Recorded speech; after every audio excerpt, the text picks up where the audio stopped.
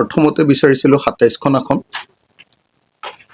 ২৭খন আসনৰ পাছত তেওঁলোকে ক'লে এইটো বহুত বেছি হৈছে, আমি 20খনলৈ আহিলোঁ।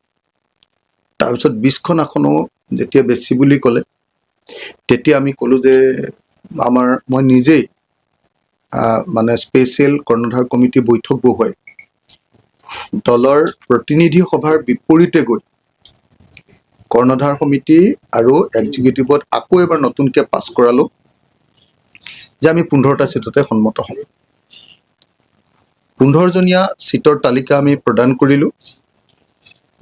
প্ৰদান কৰাৰ পাছত এতিয়ালৈকে সেইটোক লৈ কোনো মীমাংসা হোৱা নাই।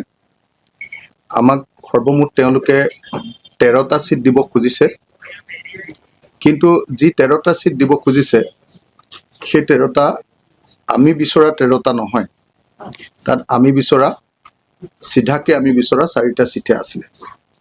সেইকাৰণে আমি তেওঁলোকক কৈছিলোঁ কথাটো, ধুনীয়াকৈ বিষয়টো আমি উত্থাপন কৰিছিলোঁ গৌৰৱ গগৈ আৰু জিতেন্দ্ৰ সিঙক এখন চিঠি দি। কালি মোলৈ ৰিপুণ বৰা দাদাই ফোন কৰিছিলে। ৰিপুণ বৰা দাদাই কালি ফোন কৰোঁতে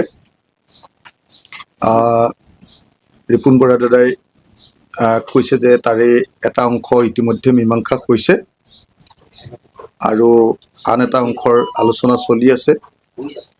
এটা অংশৰ আপোনাৰ মীমাংসা হৈ গৈছে আৰু আনটো অংশৰ মীমাংসা হ'বলৈ এতিয়াও বাকী আছে।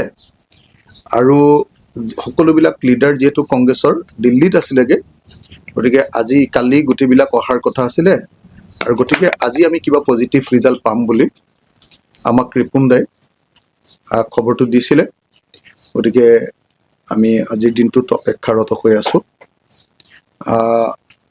ৰিজাল্ট পাবৰ কাৰণে।